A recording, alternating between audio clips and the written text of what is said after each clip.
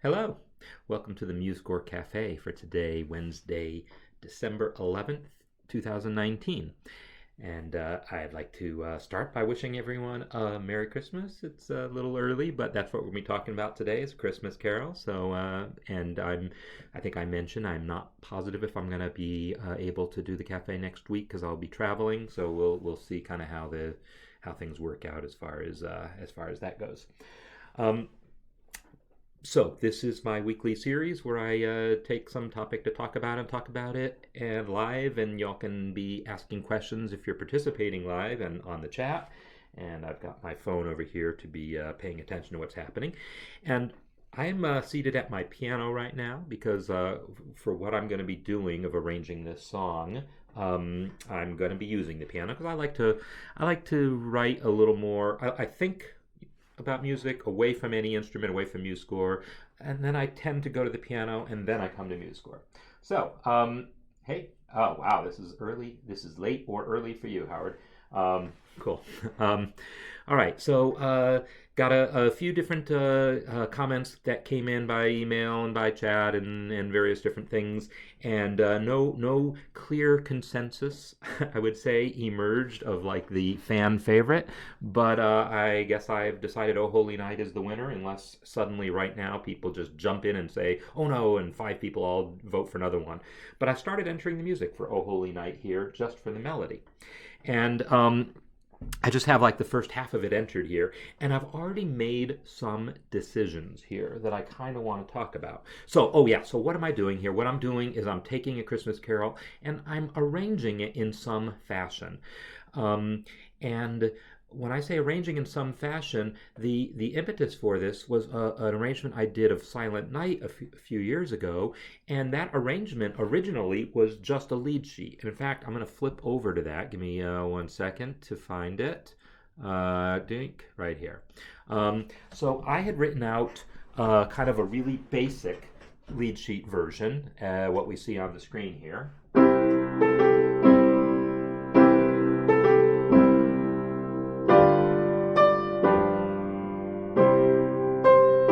Very basic. I'm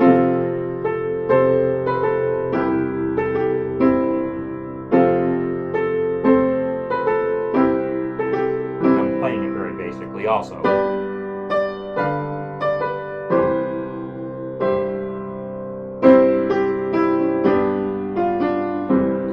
So that's what my starting point was, and then I kind of wrote up a description of my harmonic analysis of it, and then talked about some reharmonization possibilities and did, I believe, 2 different reharmonizations. Yeah, and I ended up eventually doing kind of another version also. But let me just play this one quickly.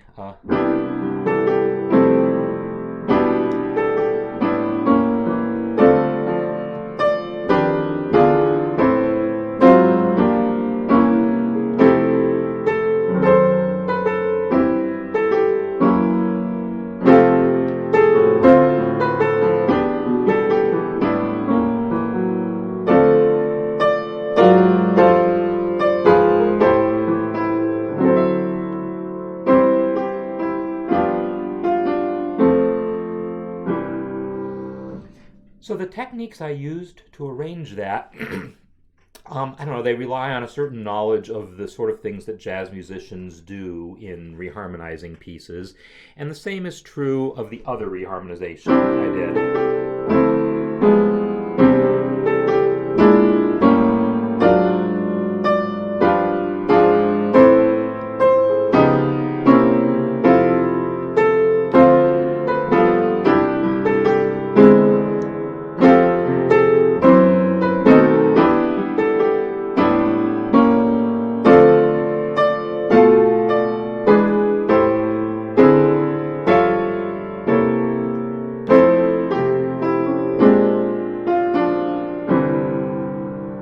So that one goes a little further afield from where the original harmonizations were, but I have a document, and in the notes, the show notes here, you can see I have a link to the document yeah, here's the link to the document where I kind of lay all this out. So let me make sure I have, well, this link is actually the link to, oops, wrong one. The link to the score is in, you don't really care that it came from my notification. The link to the score is in the description for this video, I think, but I like it to be in the comments too. So let me paste them into my chat. Let me pop out my chat.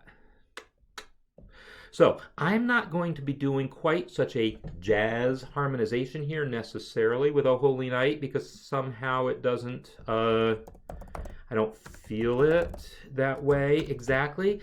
But, you know, I'm a jazz musician. I'm gonna have some of that language going on, I'm sure, just because it's part of me. And when I say what I'm going to do, I don't know exactly what I'm going to do. I mean, I've thought about this a little bit, but I haven't thought about it a ton. So, but I have some ideas. So what I've done is I've already made some decisions here. I've entered the music in 6/8. That is not the original time signature. But let's look at the original sheet music for this, which I do have right here, and I will paste this link into the chat as well. Holy Night original sheet music. Bang. Okay, so this is the original sheet music for the song. It's a French song. I don't speak French, so I can't really pronounce that. Noël Cantique? I don't really know how we say this. Cantique de Noël. If you look at it, it's written in common time 4/4. However, the accompaniment is really triplet figures. They're not notated as triplets. You know, this is a different century that we're talking about, actually 2 centuries ago. Right, triplets. 1, 2, 3, 4. So it's notated as triplets. Now, Howard, you might get a kick out of this. Here is exactly that thing the guy was asking about on the forum. For all I know, this is why he was asking. In fact, I know it is because it was an arrangement of O Holy Night I could see that he was working on. It's written as triplets here, but the melody is written with dotted 8/16. I'm pretty sure it was meant to be interpreted as triplets. Yeah, it's a different century, like I said. So it sort of is a thing. I suspect they really meant that to be sung as triplets and not as dotted 8/16 against the triplets. I don't know that anyone performs it that way. So I chose to write it in 6/8. Why 6/8 and not 12/8? Well, look at this. The melody comes in the middle of the measure. I don't think anyone hears it that way. I know I don't hear it that way. I hear it not as 4-beat fragments that start in weird places in the measure. Like these phrases start mid-measure, the next phrase starts mid-measure, but the next phrase starts at the beginning of a measure. No, I hear it as, I think, 2 beats, and so I can hear every phrase starting at the beginning of a measure. That's how I hear it. That's how I'm writing it, and I'm not the only one. Yeah. Oh, what is my email address? So you can write me at Marc, M-A-R-C, @musescore.com. So that's simple. Yeah, the original sheet music here is written that way. So I started kind of entering the music 6/8ifying it, if we can use that as a verb. So I started to 6/8ify it, and I wrote out the first and then I just copied and pasted those bars. Because it starts off the same. And at this point, it's a little different, but the rhythm is the same. The notes are different. So I started changing the notes. And then I decided, I'm going to stop and show you repitch mode. If you've never used repitch mode, it's kind of cool. Repitch mode here. And now I can just type the notes. I don't have to think about the rhythms. The rhythms are already there, right? And I can just go, whoops, wrong octave. So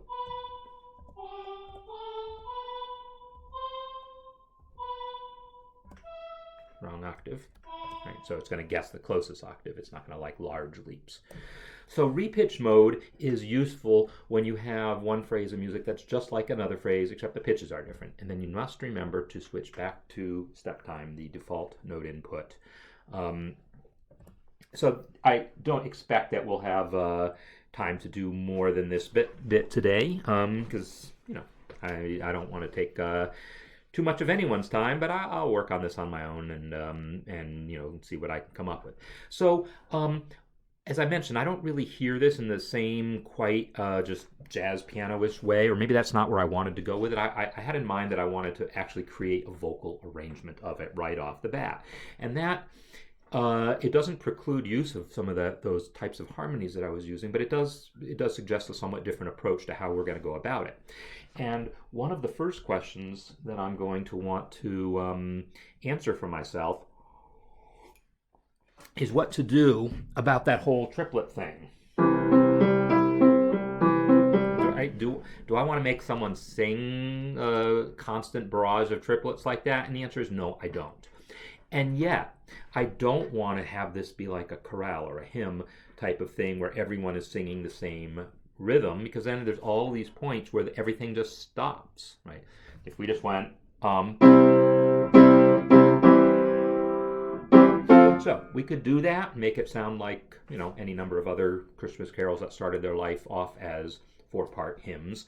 But I don't really hear that either. So I'm going to try to keep some sense of that constant stream of eighth notes happening, but I'm not going to make one person just arpeggiate the chord. I'm just going to use passing notes in other voices to get this effect. So that's my idea. So that I can have something that feels like that 6/8 rhythm is continuing throughout, but without having to like really explicitly state it. Because I don't want accompaniment on this. Why? I don't know. I just feel like writing an unaccompanied arrangement is what I'm doing. So one of the things that I want to do is understand the original harmonies to this. And so in doing that, I'm going to take advantage of the new Roman numeral analysis feature that I helped develop. And if I look at the original chords, which I can see by playing it, it's a C chord, and then it goes to a F chord, changing in the middle of the measure, right? Which is again why I don't really write it in 4/4. And then back to a C chord, and then a C chord with a G in the bass, and then a G7, and then a C chord. So basically that much was just 1 to 4 to 1, and then 1/6/4 to 5/7 to 1. It's a very, very, very straightforward progression. So I'm going to actually enter that. I think I have Control-Shift-R, Control-Alt-R. Nope, apparently not. I keep customizing shortcuts and then resetting all my settings, and also I never remember what I have set on any one computer at any one time. Roman numeral analysis. So I had a 1 chord. Ba, da, da, da. 4, bum, bum, bum, bum, 1, bum, bum, bum, bum, 1/6/4, bum, bum, 5/7, bum, bum, bum, 1. All right, that was my original harmonization. Excuse me.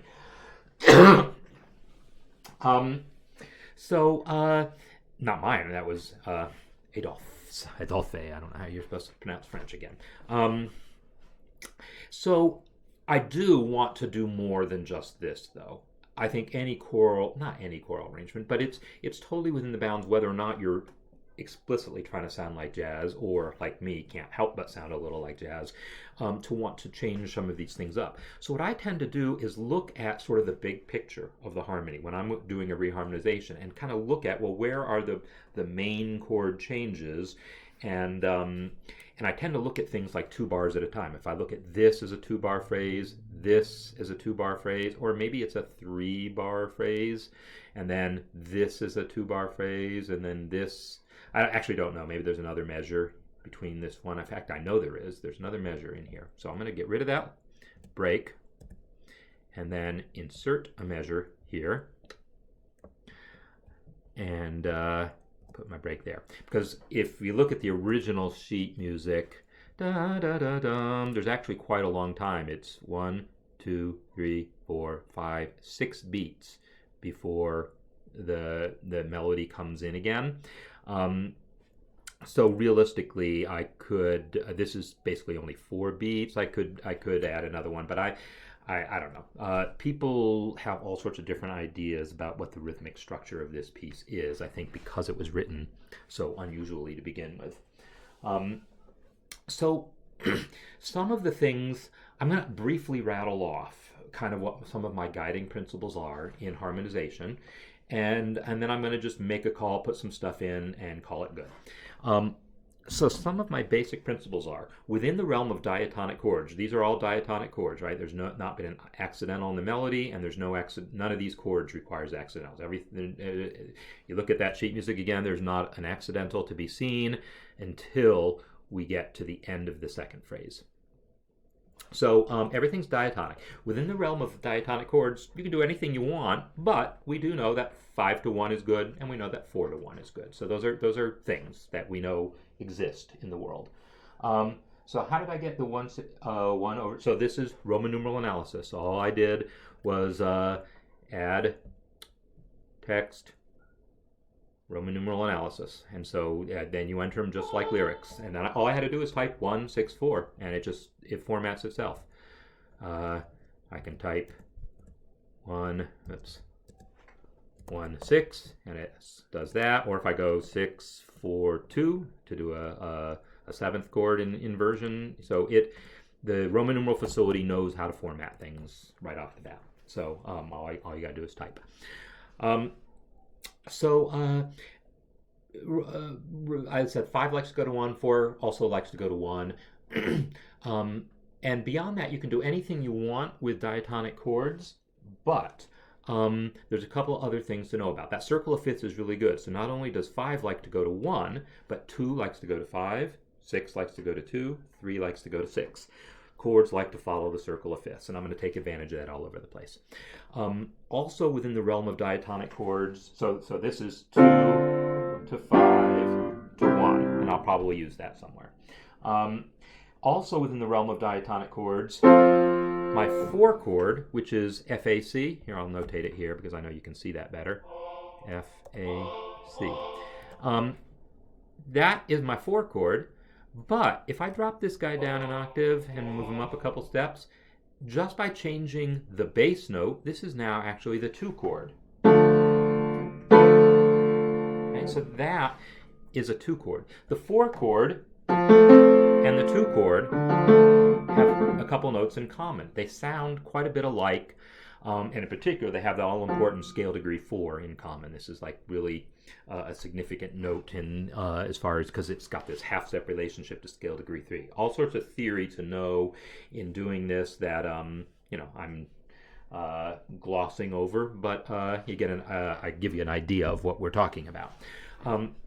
So 2 and 4 kind of substitute for each other. Similarly, 1 and 3 have these 2 notes in common, 1, 3, and so they can substitute for each other. Also 1 and 6. 1 is here, and 6 is there, and they've got notes in common. So I can freely substitute either 3 or 6 for 1 and vice versa, and I can freely substitute 2 for 4 and vice versa, and I can do a whole lot of things. Yeah, minor chord, I'm totally D minor, the 2 chord being minor, D, F, A here. And again, I'm sticking within the realm of diatonic chords here. As soon as we start talking about non-diatonic chords, if we wanted this to be a D major chord, we'd need an F sharp in it. And then we need to start thinking about, well, what excuses can we have for introducing non-diatonic chords? And there's basically 4. Well, yeah, depending on how you count.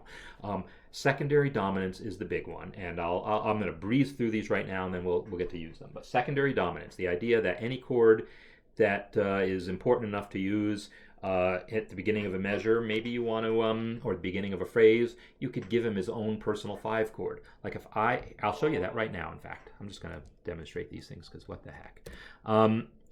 Let me go back. Oh, I keep hitting backspace because on my other keyboard, backspace is the delete.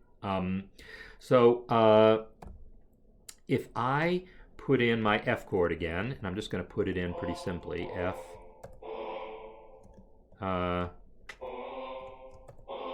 here we go. I got an F chord here. I'm taking out my Roman numerals because I'm about to be changing them around. If I want to arrive on that F chord a little more satisfactorily, I could give that F chord his own personal 5 chord. Well, what's that 5 chord in the key of F? You think about that for a minute, you do the math if you need to, and you realize that C or C7, because dominant 7th, the 5 chord can be a dominant 7th. So I can have my B flat and then arrive on my 4 chord. So that would give me a C7 chord. It would give me a B flat. This is called a secondary dominant, when you put a dominant 7th chord to lead to another chord. And I can do the same thing if I want to make this guy a D minor. I don't know why I'm actually doing this, because I'm just going to play it. But if I want to make this a D minor chord, then now I think about, well, what's the 5 chord in the key of D minor? And the answer is it's A major or A7. So I could go,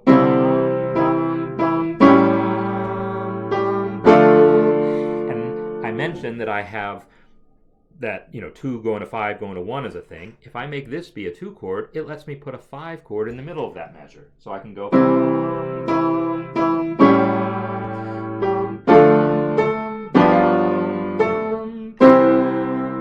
and do it like that.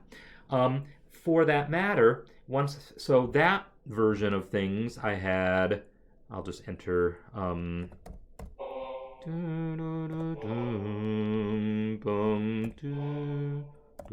oops. Let's go with D, G, C. All right. So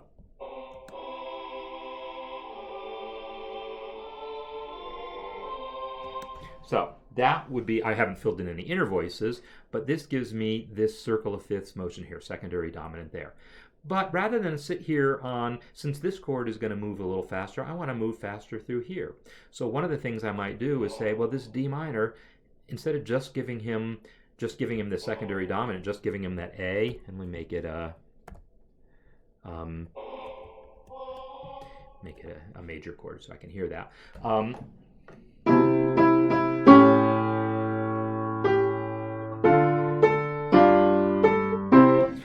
So instead of just having this A for the whole measure like that, I could say, well, I want to use the circle of fifths and think, well, what's going to lead to that A chord? So I'm going to back up on the circle of fifths. This is the 6th chord in the key of C, so I can put a 3 chord in front of that. So what I'm actually going to do is make this be a E chord and then my A. And maybe I'll give this guy a 7th. And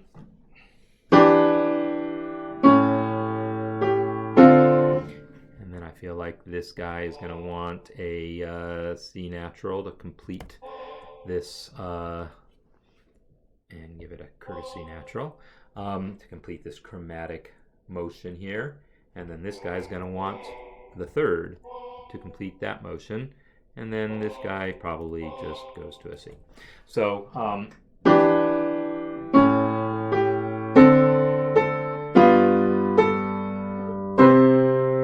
still need more voices here. I could, in fact, I think, I know I'm not going to want 3 C's there, so I'll let this leading tone come down. So, as a harmonic structure, I now have something that's a little fuller than where I started, but I still get to arrive on my 1 chord where I wanted. This measure is like, well, there's nothing going on here. I can think about, well, what could I put in here to help give me some motion here if I wanted to? Well, I could change chords there, or I could just do something in, some counter melodic thing. Or I could let it be simple. One of the things that is good to start out with, I just sort of leapt in here, but it's good to start thinking of an overall picture. I mean, you don't want to come in with your fullest texture right at the beginning of a song, and then you got nowhere to build to. So that's something to think about. And maybe I want to start this piece off a bit simpler, right? And so maybe I'm actually just gonna get rid of that right hand and let it just start with a melody. That could be effective, perhaps. And I bring in this second voice, and now I've got a 3-voice texture, and I still don't have a 4th voice yet, and I haven't really needed one, because if I play this, I should be happy with the results.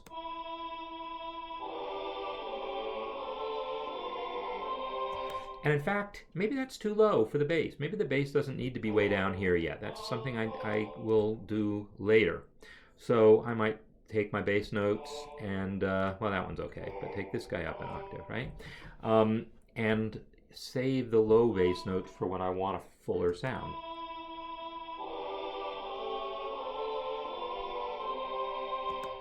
Okay? Now, this chord here, just an open 5th, isn't really, if I'm only going, isn't what I would want. If I'm really only going to have 2 voices, I really want a 3rd on that chord, so I think I'll put it here.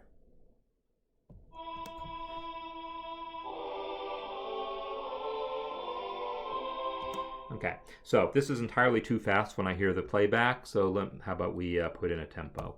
Is that going to be too slow? That's the default. Now, because it's dotted quarter of 80. So let's slow it down a bit. I like standard metronome markings. Too fast still. Take it down to 60.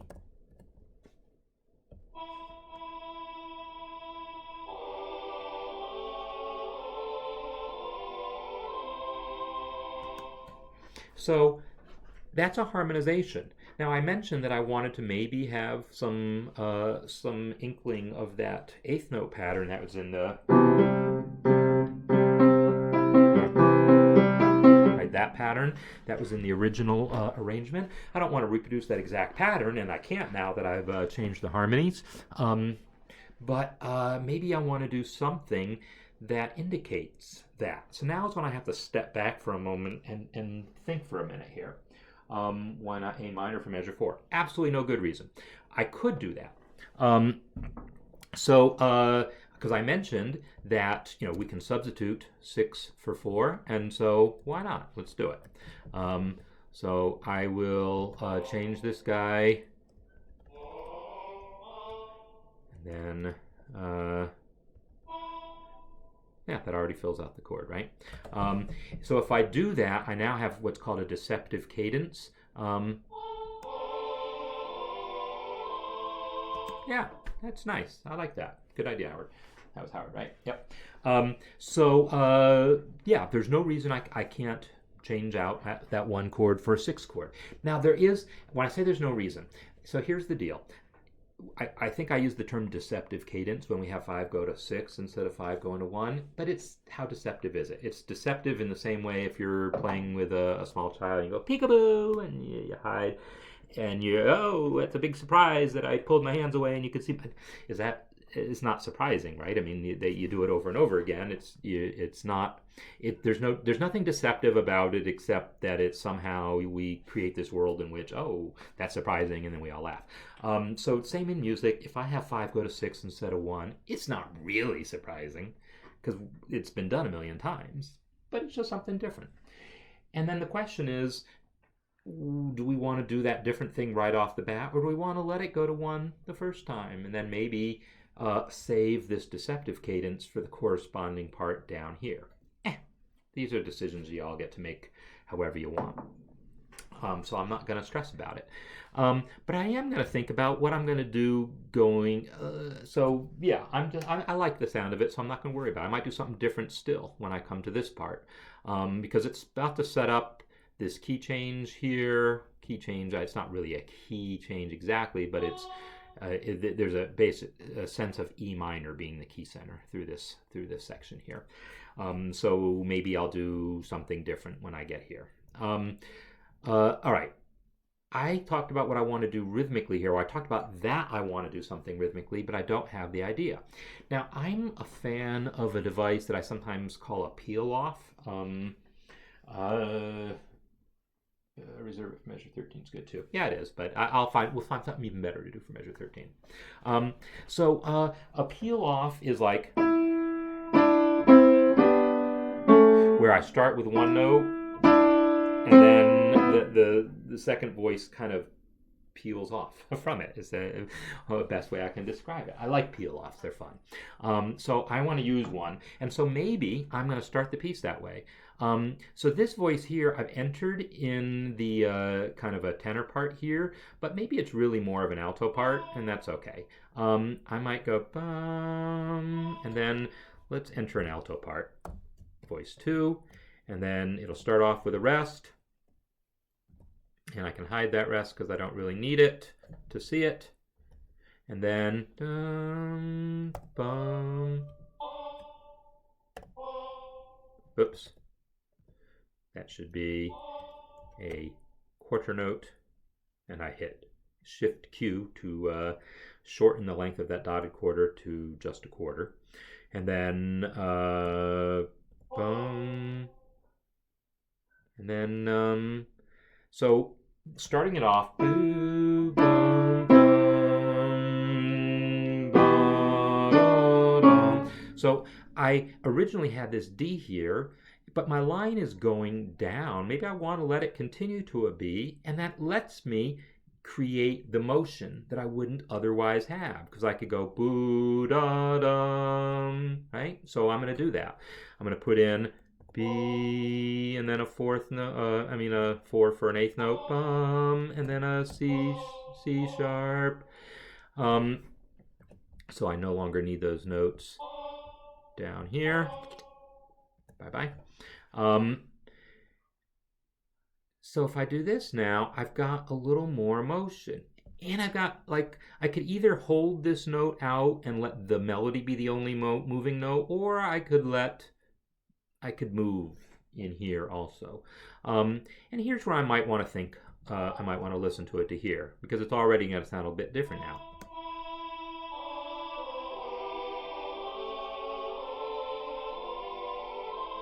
And here's where I have to think, I like how that sounded, and maybe I don't want to throw more at it, because again, I need to save something for later on in the piece.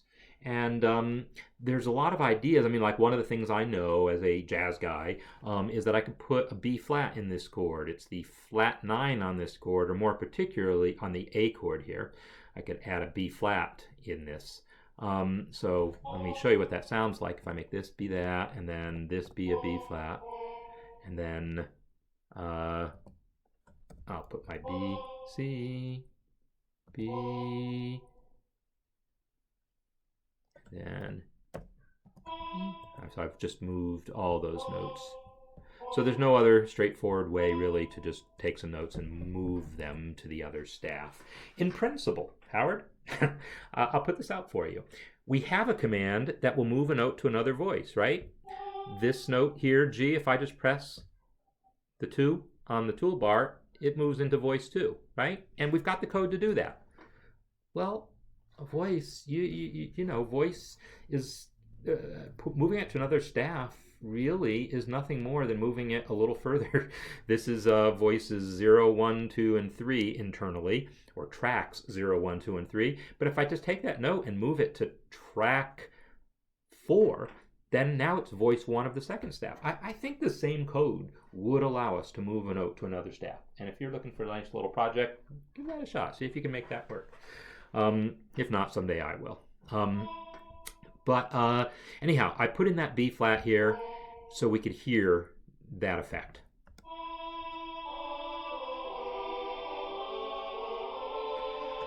So it didn't really do anything for me just as an eighth note. It was too quick to get its to get anything happening, and then I didn't like how it resolved, so whatever.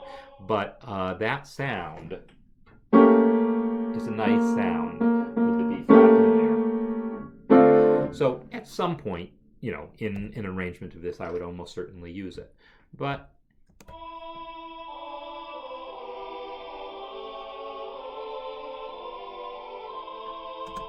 so that's fine as it is right here. I could look at whether these guys, if someone else could be moving, and I kind of feel like this voice probably wants to move because it's kind of a big leap, not that big a leap, it's only a fourth, but this guy isn't going to want to move. He's already moving my step. I'm not going to improve him. But maybe I have this guy step. And maybe instead of just stepping in the same rhythm, maybe I'm going to give him 3/8 notes, right? So I could just step up, right? I could go boom, and then bum, bum, bum. Now, when I look at this harmonically and think about how these notes line up, maybe I'll like it, maybe I won't. Let's find out. I'm going to start here. Yeah, it's not bad. Let me try it on the piano. That's not bad at all. It does create, for those of you who are keeping score at home, perfect fifth here, perfect fifth there. So parallel fifths. I'm not allergic to parallel fifths personally. But if I was concerned about it, I would say, well, let's go with a contrary motion. So instead of going by step, maybe I do this. I arpeggiate here, and now I get contrary motion, and I'm not going to have parallel fifths problems. So that's going to be nice. There is this idea that I had this F and then that same note repeated here. That could be a little aurally distracting with lyrics and all.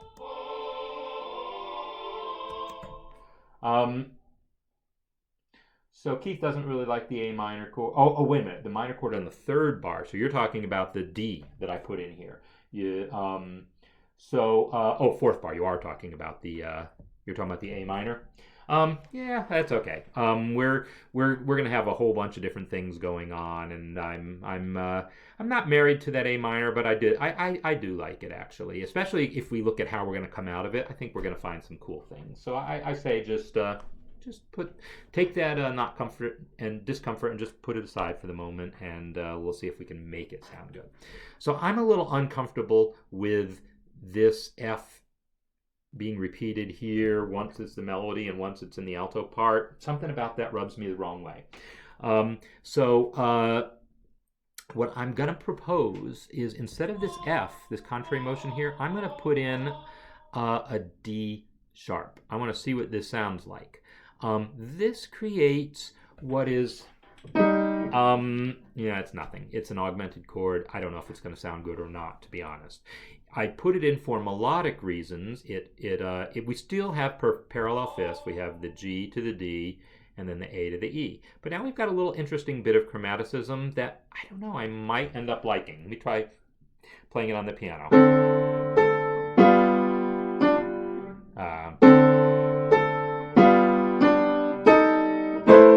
I don't think I liked it. No, not a fan. I think I'm just going to go with my original thought of moving it here and just choosing to be okay with the parallel fifths. Now, if I wasn't really okay with the parallel fifths, what I could do is make this be a C and just double the C. And now that's okay. You're allowed to do that. We don't need a fifth. However, I can't say that I love the doubled C either. So here's another thought for you. I like suspensions. Y'all know what suspensions are? I'm going to hold on by tying this D over the bar line, but not for too long. I'll tie it over for about that long. And now I'm suspending that D that was part of the previous chord, and I'm suspending it into this chord. And now I'll let it resolve. And the traditional resolution for suspension would be down to the nearest chord tone. But because I don't have to follow anyone else's rules, and my line was going up, and yeah, it creates this parallel fifth that I doubt anyone's going to notice, and it lets me complete the chord. I'm going to do this.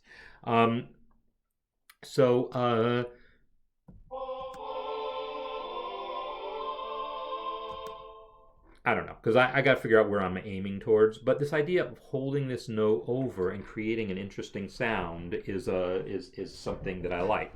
And maybe I'll not hold on to that A chord. Maybe you'll be happier with it, Keith, if I don't hold on to it for 2 full beats. if I want to not hold on to it for 2 full beats, I got to figure out, well, where do I want to land here? And maybe where I land here is really going to be determined by where I want to land here, because maybe I don't want to land on the 1-6-4. Maybe I want to put my 2-5-1 there too.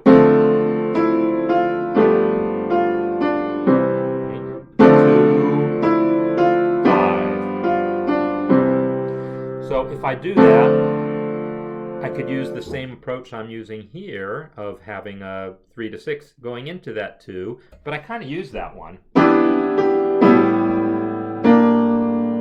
But yeah, it's not gonna make me too happy because this D is going to clash with the C sharp that I really wanted. So I don't really want to put a D minor chord here because I'm not going to be happy with an A7 in this measure. Yeah, I'm not going to be happy with that. So I'm not going to try to put a 2-5-1 in here, but I'm not going to just live with this either. Why am I not going to live with it? I don't know, because I'm reharmonizing. That doesn't mean I have to change every single chord, but it does mean that I'm looking for options. Now, if let's try something. Since Keith, you mentioned not being too happy with the A minor, let's try this. What if I want variety, I don't want to just go to a 1 chord. Let me go to the 1 chord in first inversion. Okay, so now this is an E. The melody was a C, so I didn't really need another C. But I might maybe let this guy now resolve the way. Actually, let me make this one be an 8th note, and then just keep moving. Boo, boo. Yeah, I don't know what's coming next. But let's hear this.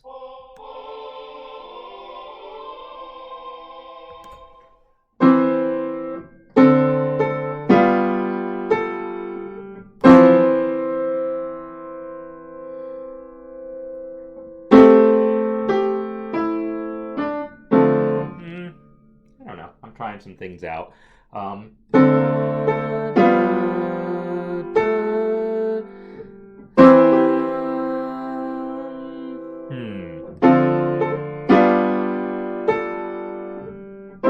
just don't want to go all the way back to 1. Now I'm really getting attracted to the idea of not having to go.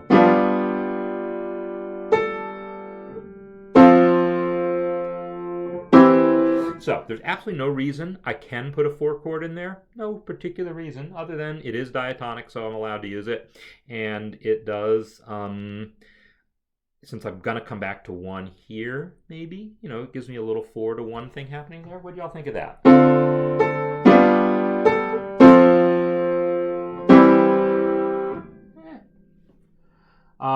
So that's a possibility, right? I'm not there yet.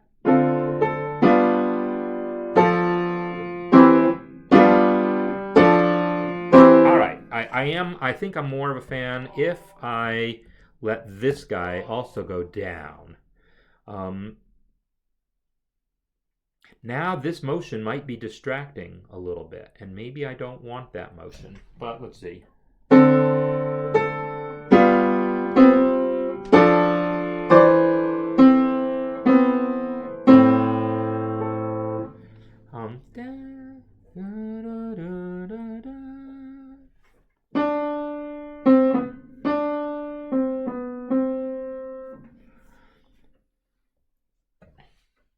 About F, E, D, C for the alto. Starting, are you talking here? Because you're talking about the F chord that I had here. When I had an F chord, like that.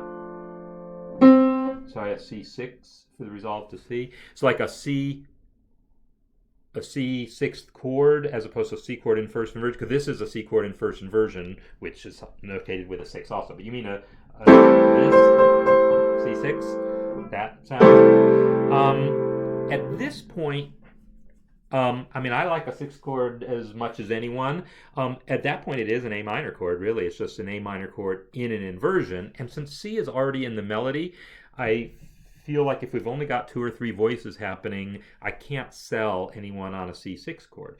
I need to have all 4 voices, 1, 2, 3, 4. I need to have all 4 voices to sell that C6 chord. Furthermore, I need 5 voices because the root, if I need the root to be C, and my melody is C, so I'm going to need 5 voices to create that. You see what I'm saying?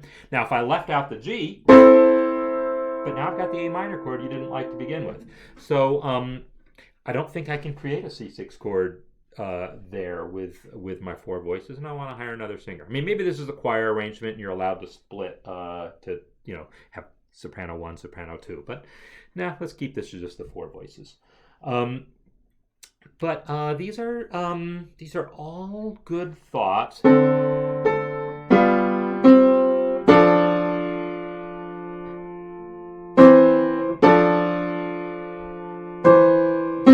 So now there's no reason to need the suspension anymore because this guy is going to go down. I'm actually, it was a nice idea, but if I do this, I can let this be, A minor's fine in the inversion. Well, okay. Oh, if I had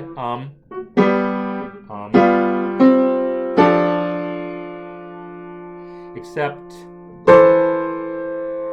I'm not sure which voice would have it.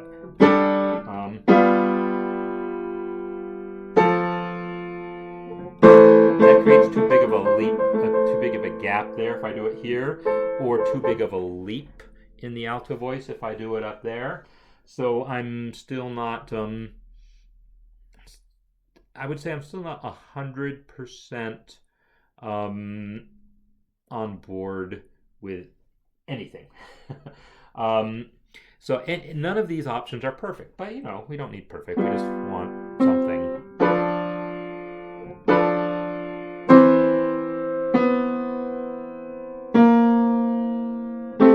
Except why am I'm actually taking half a measure out of this.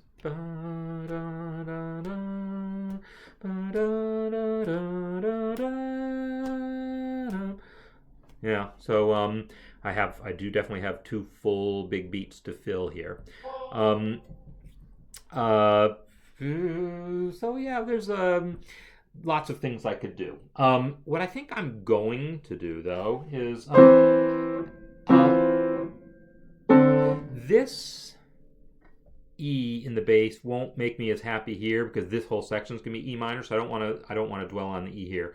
So I think maybe I will try to keep hold of the E in the bass here, and you know, if I use the A minor, use it down here.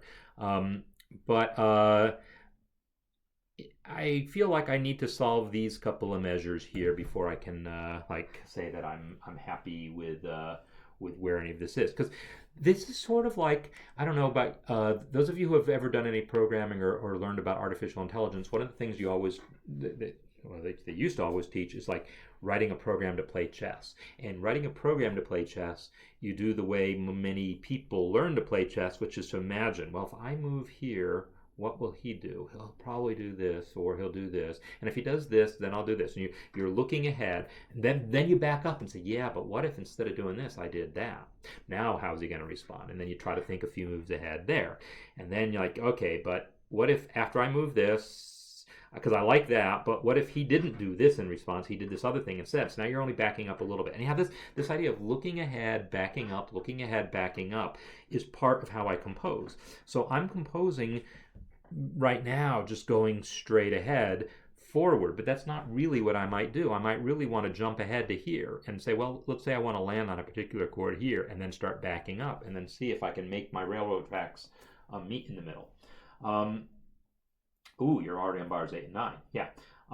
Yeah, so yeah, that's the thing. So yeah, I totally agree with you, Howard. It's like I don't want to get too fancy too soon. I really just want to have a workable opening to this because I'm not going to spend hours completing this arrangement right now. But I do want to get a workable opening here that shows off some of the things. One of the things here is that I need, at this point, a courtesy accent. Oh, there, I lost it when I moved it from one voice to the other, I think.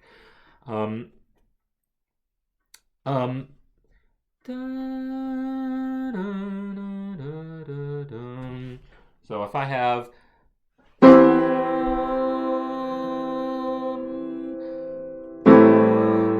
I'm following the circle of fifths, from a C with an E in the bass, and I'm letting that guy go down the fifth. And then this is down a fifth to A minor, and then it would give me the 2. But I already did a 2-5-1, so even though this isn't necessarily a good thing, I'm just going to show you anyhow. So I mentioned this secondary dominant, like the thing I did here, making this A major chord or A7 chord to get me to D minor. That's the most common kind of non-diatonic chord. The next kind of common non-diatonic chord is what we call a minor plagal cadence. The idea that instead of just 4 to 1, we can also go 4 to minor 4 to 1. So if I wanted, as a way of getting to 1 here, instead of going 1, 6, 4 to 5 to 1, I could go 4 to minor 4, 4 to minor 4. So I don't like exactly how that worked with the melody, but that's okay. I can shift this a little bit. Instead of using minor 4, F minor, I can make it be B flat dominant 7th. This is also notes that are coming from basically this F minor chord that doesn't belong in C major, but F minor does come from C minor. Well, so does a B flat 7. All I do is swap out that bass note, and I get this very jazzy sound. I admit it.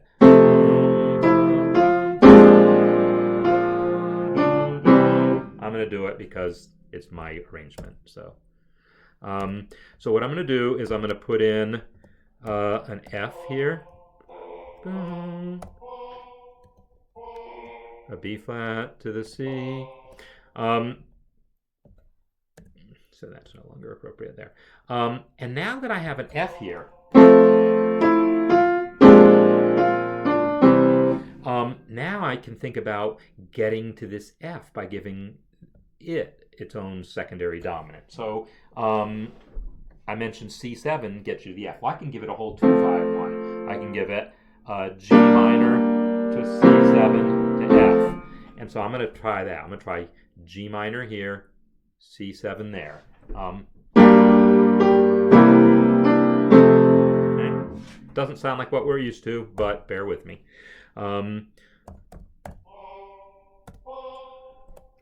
Okay, so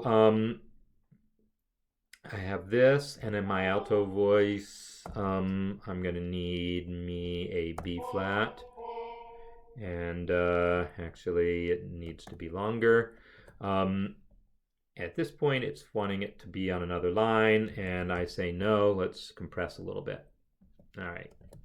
I mean, eventually, if there's lyrics on here, I'm going to need the other line anyhow. But for now, it's making me happy not to have to think about that. Boo, and then this voice is going to continue with an A flat, and that's what's gonna. So, oh no, then it's A flat. Sorry. So it's A natural.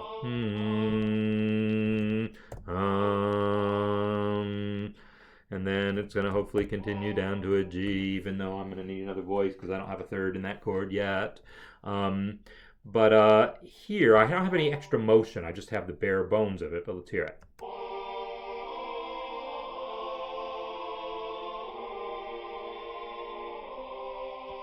So the problem with this chord here is that I don't have the third of that chord until the very end. So I'm realistically going to need to bring in my fourth voice to sell this, but that's okay. I've been holding him in. I've been holding that that voice in reserve. I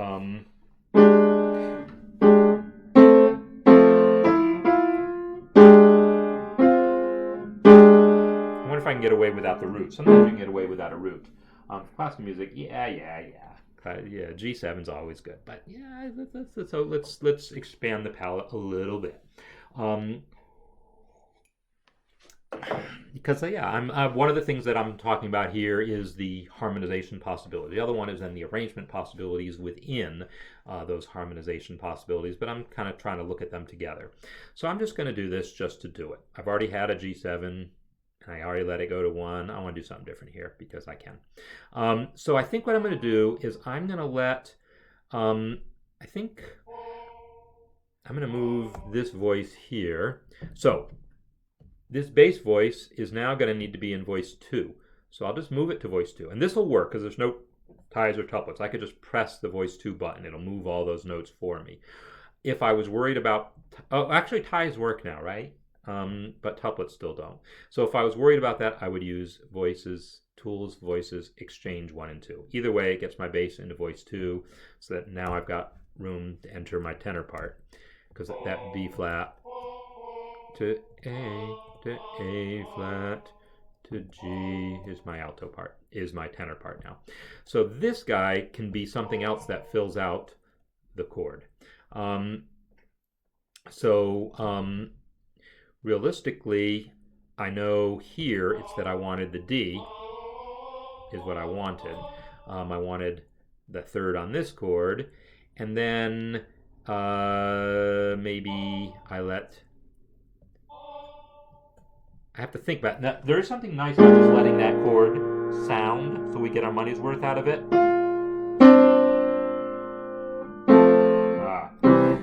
I'm looking at this and going, well, gee, I want that E in there, but another voice didn't buy it for me. It's that I really needed this guy to come all the way down to an E because I don't want my E above the C.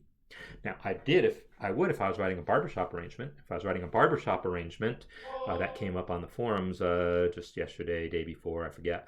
And when you're writing a barbershop arrangement, you put the melody in essentially the alto voice. They call it the tenor voice because it's for men. Or no, they call it the lead, and the tenor's above it. I forget how they label the things, but it's the second to top. The second to top voice that would have the melody in a barbershop arrangement, and there would always be a harmony part above it. That's like one of the rules. So I really kind of need this E here, and this A flat leaping to E doesn't make me happy, but that's okay. What if I let it go? And then, let's see, I'll tie it over to an F. Oops. Sorry, I'm not tying it to an F. I'm tying it to an A flat. And then moving it to an F here.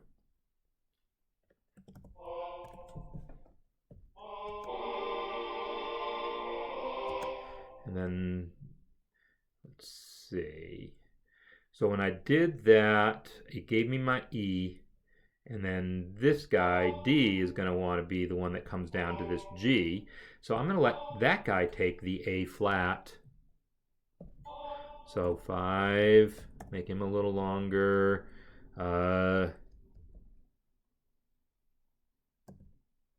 D, tie that guy, and then let him go to A flat at the very end of the measure. Whoops.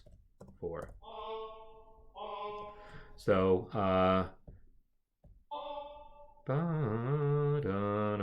that's singable. I just sang it. So, I could have some motion in here if I wanted motion. There's something to be said for having some chords just sit there, let the motion stop sometimes.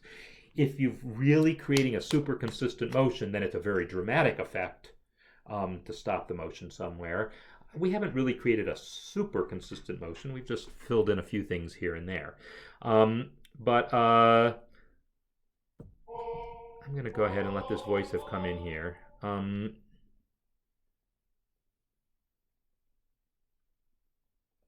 This B flat is now below that C, so I'm going to take this guy down the octave. I'm looking at whether I need an alto part in here or whether I want to bring the alto part in here. And I don't need this note.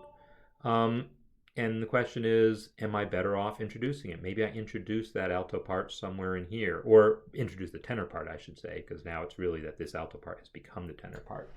These are some of the decisions that I'm churning around in my brain right now as I try to think about how I can connect my dots here, because I got this guy's leading me here and this guy's picking me up there, and now I just want to see if I can connect up here and how far back I might have to rewrite. I'll probably erase some of these notes.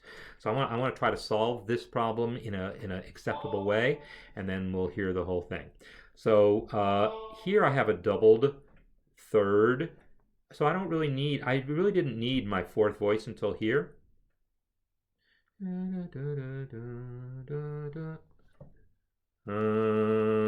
think I'm gonna let that be. I think I'm gonna let the tenor not come in until this point. Oh no, I'll tell you what. This is not the bass. This is the tenor. He's singing a bass type of line, but he's not low enough to need to be a bass. I'm going to let this be the first entrance of the actual bass. So I'm just going to say that these notes here are tenor. Now it's voice 1, so I could flip their stems up to let us know that it's tenor, but I don't care. I don't have to solve that exactly right now, but that's how I'm thinking of this. I'm thinking of this as really a tenor that happens to be singing roots. This one's not a root, but I'll let this be a root, let that be a root. Ooh, I could do something else jazzy here if I wanted. I'm such a jazzer. Oh well. So I'm going to get rid of that.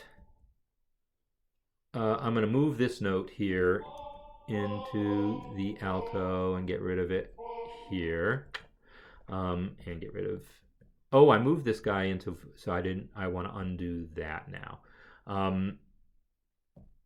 Yeah, I'm just going to move this guy back to the original voice for this measure, and because I'm going to call that tenor. And then here,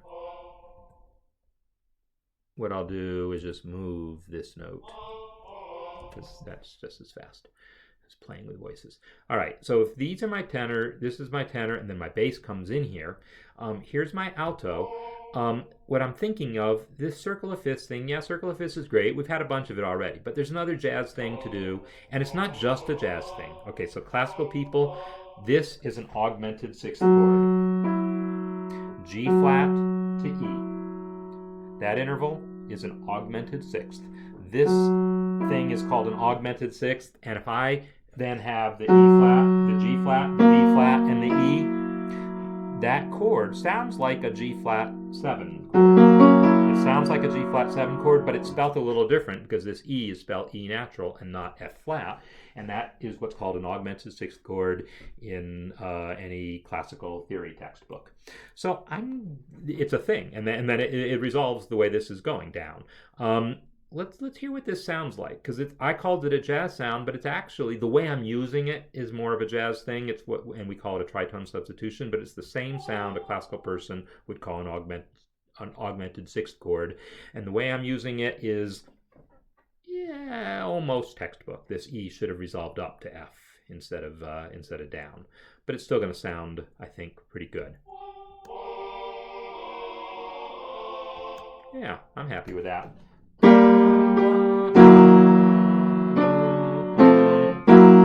It's called a French augmented sixth chord, if you're keeping track of those such things. Well, not exactly. Close, though.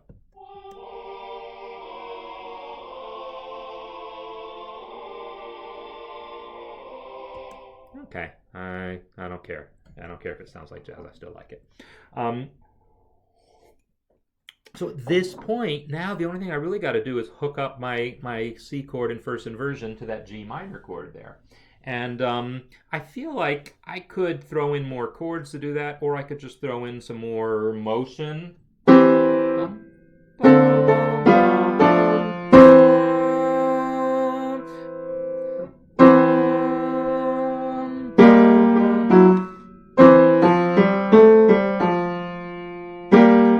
I'm just going to put in some melodic motion because I don't really hear another chord. I keep wanting to go to A minor, but I really hear the A minor coming in here, and then that doesn't. Then my railroad tracks have missed each other. I don't know why I'm talking about railroad tracks. So that's a thing that happened at some point in the westward expansion in the U.S. They built some railroad tracks coming from one city towards another one, and then from another city, and they went to meet in the middle, and they missed each other, and then they had to like do something to fix it. Yeah, it's busy. Yeah, you're right. It is busy, absolutely. And so I said I really want to have a big picture in mind and not be too busy from the beginning and save something for later. Yeah, so I didn't. I no, I could totally get this busier. I could totally make this much more complex because I'm still not changing chord, but every one or two big beats, I could be changing like on the eighth note sometimes, and I'm not. So, give me that. All I really want is some motion in here.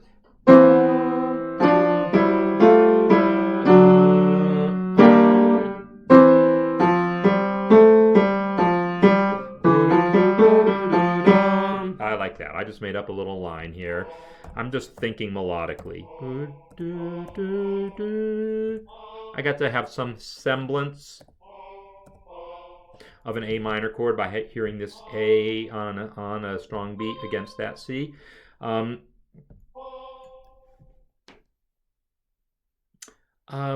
looking at this C, and do I want that, or am I happier moving this up to an E? Because this tune.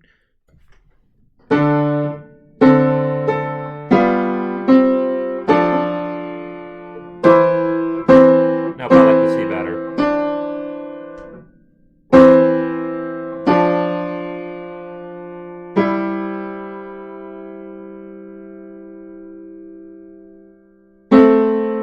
Okay, so I'm just going to do what I said. I have this going to the C, and then so going to C, boo, dum, dum, and I'm going to hold on to that E. So I'm letting both of these voices together move in parallel sixths,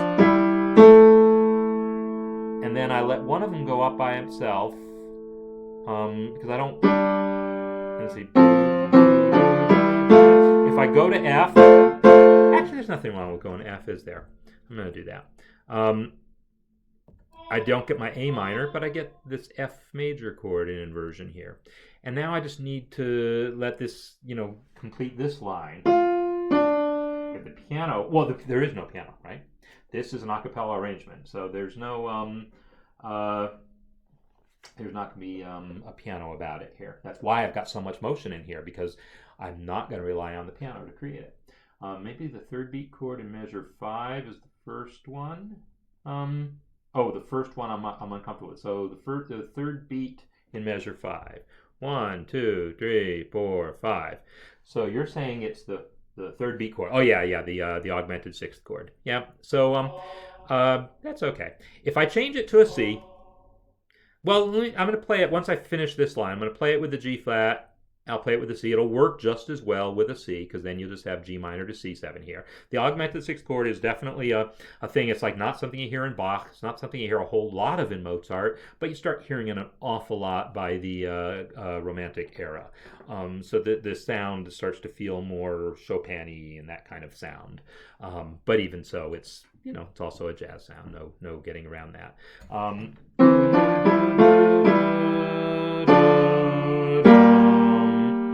Nope. So I was seeing if it would work to just do the sixth, but then it's not that it totally didn't work, but not my fave. Okay.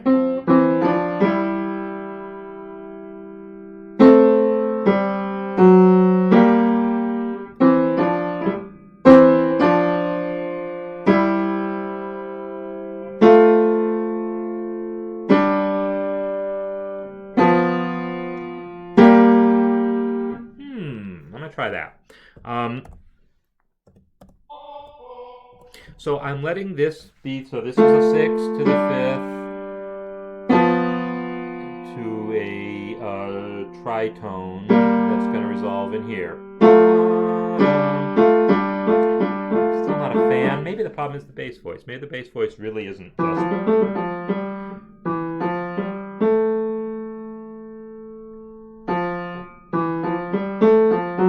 It's that.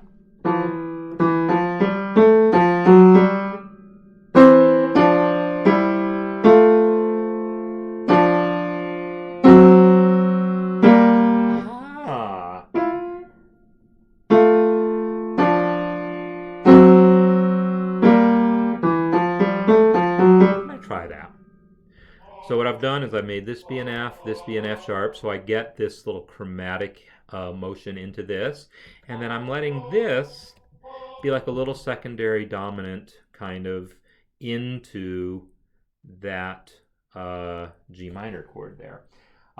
Okay, yeah, so I'm almost done too, but nice having you here, Keith.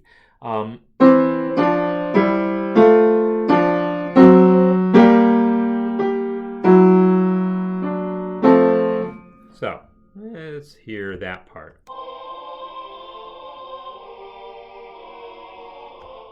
So there it is with the G flat. I'll play that again.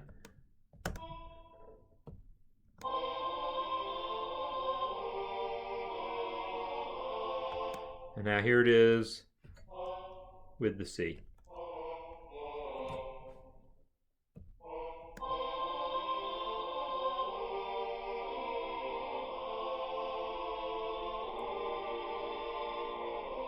So I like them both okay. Now that I've got this F sharp in here though, I really like how it's the F sharp on the way up and the G flat on the way down. It's the same pitch but a different meaning now. I'm keeping it. I don't care. Okay. So if I start from the beginning now, I should hopefully like what I got.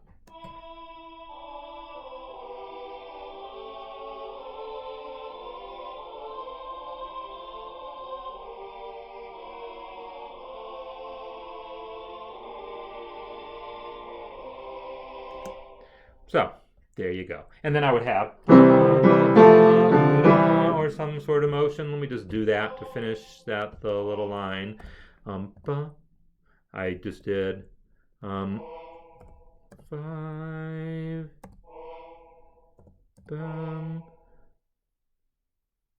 bum bum bum.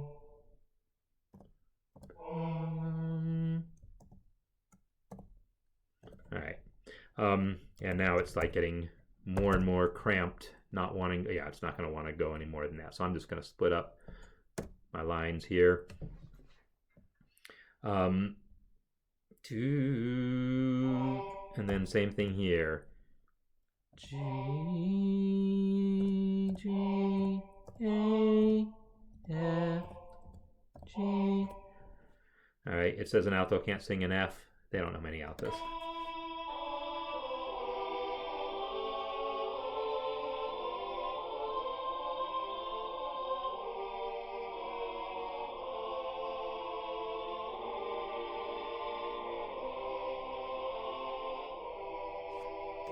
Yeah, and I want to keep that C also tied. So there you have it. That's what I came up with for us today. And anyone who wants to can just have that G flat be a C, and if it makes you happier. But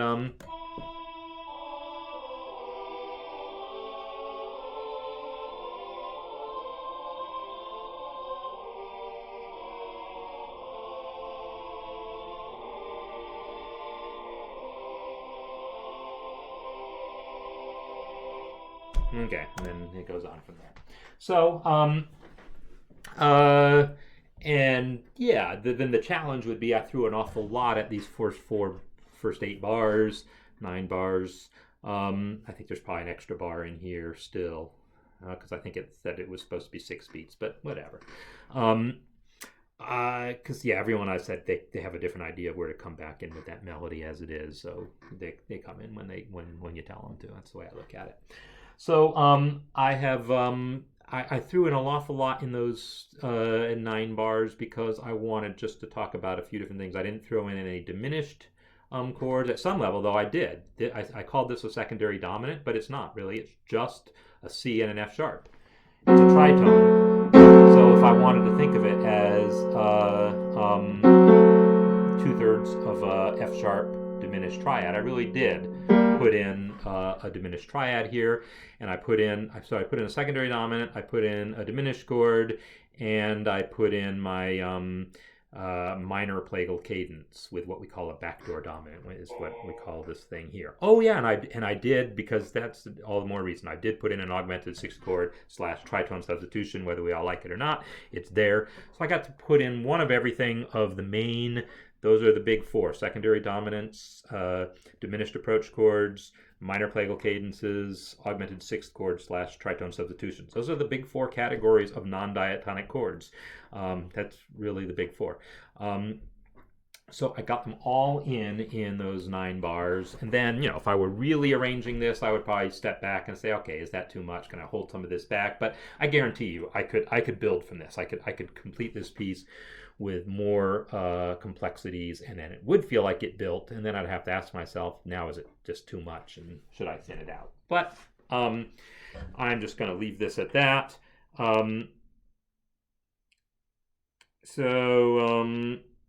Yeah, the augmented 6th chord, the first time you hear it, and it's like, what is that? But I do think the more you hear it, not just here, but in other places. So there's like one of the I should know, the third movement of Beethoven's Sonata Pathetique has got a use in it, and if I do it in that key, no, I'm not gonna be able to find it, but it's like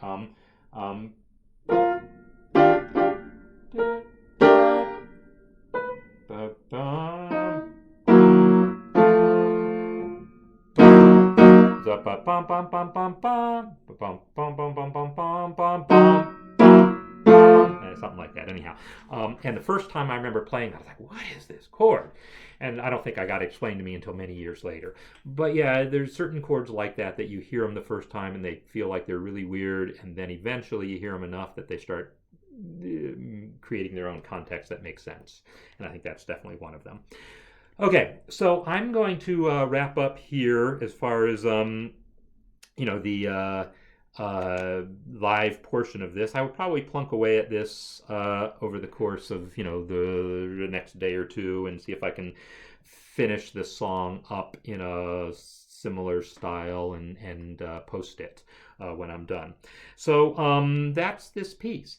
I would be remiss if I didn't tell you that I'm, some of you have seen, if you've subscribed, this master class that I'm starting. So this that I just did of this live thing, I mean, it's interesting, and at least I hope it's interesting. And I'm jumping around all over the place with lots of different ideas for things.